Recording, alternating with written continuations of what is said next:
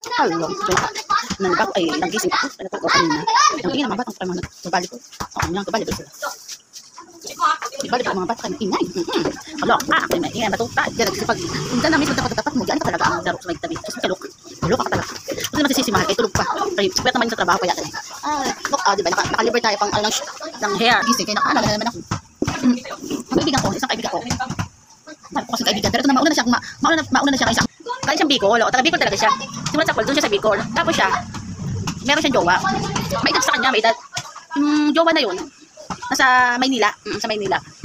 Kaya ang siya, gusto maka-experience na makapunta ng Laguna. Inaano naman ng jowa niya taga Maynila, dalhin siya sa Maynila. Papo naman sa kanya. Kasi, kahit siya pumunta ng Manila or Laguna, may manlilito sa kanya kasi may jowa siya.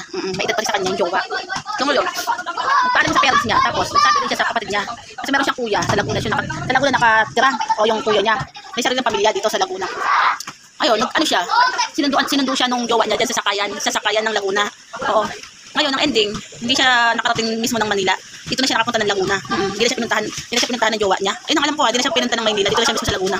Tapos dito rin naman yung kapatid niya, dito na siya nakatulog-tulog, nakatira, kapatid.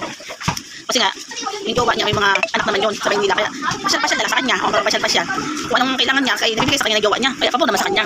Ngayon, yung mga kapitbahay niya dati, may mga kalaro, kaibigan niya. Ngayon, may nakilala siyang ate doon sa daan sa kapitbahay niya doon. Nakatrabaho.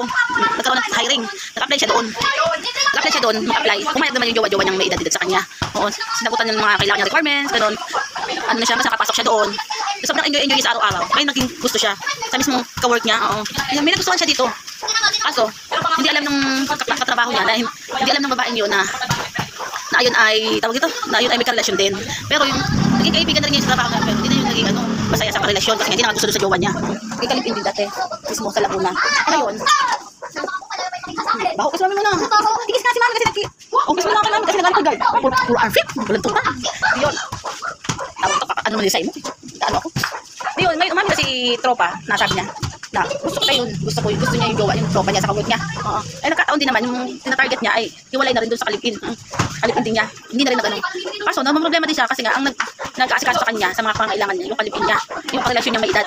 Hindi naman sila magkasama sa bahay. Pero kita lang yung karelasyon niya dito sa Laguna para magkasama sila. Hanggang sa kung ano yung jowa niya, yung tropa, yung love niya, yung jowa niya, nag-upa sila ng apartment para malapit siya sa work niya. At least may space silang dalawa mag-jowa kasi pag napunta ka ng Maynila, edi maano siya. Pero yung isang naging crush niya dito sa company na yun, naka-work niya, umiwalay na talaga sa kalipin. Kasi hindi na siya masaya. At sobrang tagal na relasyon nila, hindi naging masaya ang ano na yun. Kaso hindi nga, tawag ito. Kaya nagka-body-body sila nun, magka-work. Ka-body-body sila nung magka-work na yun. Naging maganda ang kanilang banding kasi nga, hindi naman din alam ng tropa niya na crush pala siya. Ngayon, nagka-amin na sila na gusto pala nila mag-isa. Ay, gusto nila sa isa't isa. Nakakatuwa. Kaya magkagusto sila. Yung isa for the first time naman talaga kasi nagkaroon din ng jowa na lesbian. Ngayon, anong nangyari? Ate, ano may bote? Baka matapakan mo yan. Kaya, anong nangyari? Matapakan nyo yung mga ano may bote, ha? Ngayon, ang ending, sa tinitira niyang apartment, doon, yung pupuntahan niyang apartment, lagi napunta doon yung ka-work niya na naging jowa niya na. Naging mag-jowa na sila, nagkagustuhan na talaga sila. Alam din ng karelasyon niya na ngayon na may kinakarelasyon na matanda, may edad. Pero, tinatago nilang dalawa. Kaya baka mahiram, kasi nga, baka mahuli siya.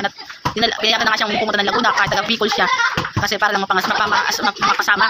Tapos ang ending pala, manliligaw, magkakaroon ng ibang karelasyon. Yun. Tapos hindi nila masyadong pinasadya na huli sila. Kasi pag uwi nila sa apartment na napupunta sila sa bahay na yun, nakasarado yung kasi silang work, hindi nila sinasadya, dumating yung matanda. Sa totoo lang, muntikan nang masaktan yung bago niyang jowa. Masasaktan siya. Pero, inano niya, bilang mahal mo, ikaw ang sa katawan sa tawag ko sinave niya. Kasi mahal niya yun.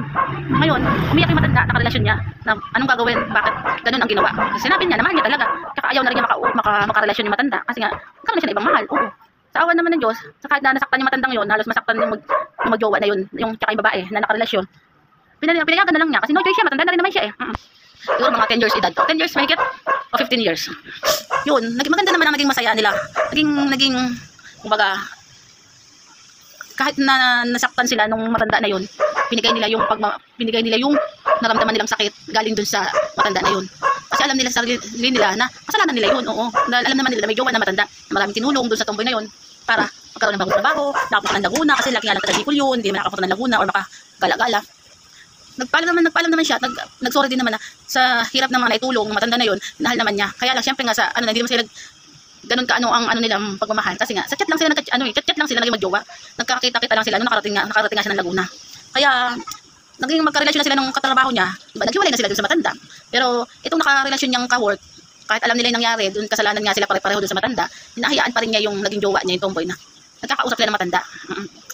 Kasi hinahayaan niya ng way, pinapabayaan. Kung may chance pa, hindi na totally chance. Baga dahil laging magkaibigan na din sila, gusto pa rin ang matanda na nagkikita sila. Kahit na sabihin niya na hindi na siya nabibigyan ng mahal, hindi na siya nabibigyan ng matanda na mahal yun, yung matanda na yun ng tomboy kasi nga meron na nga ibang mahal, di ba? Pero binibigyan din ng paraan na magkita-kita sila ng matanda kasi nga dahil sa friendship. Kaya yung isa, hinayaan na lang din. No choice ganun talaga ang life. Siguro sa panahon ngayon, kahit na ganun nakatagal sila, nagkausap naman din sila. Yun. Kasi lang ang ending, ganun lang ang love. Alam mga tropa ko, sa dami naging tropa ko, Diyos may halos lahat ng mga love life nila ay nasa akin. Sa akin na, naintindihan ko na dun. Kaya minsan nakipag-inuman ako dati, pupuntahan ka ng bahay para lang ko lang inom kasi may problema. Siyempre, kailangan mo sharing, magbigay ng advice, mag-ano. Totoo lang, mahilig ako mag-advice. Kaya siguro ang ending, hindi ako napag, relasyon o asawa. Nagkaroon naman ako pero hindi talaga ko yung sobrang, kahit po mga problema na nalalaman sa mga relasyon nila. Kaya ending ko, hindi ko na ulitin yung mga ganyan. Bali mag-share na lang ako sa nila o tumulong sa kanila para maging masaya sila. Yun lang. Kaloka.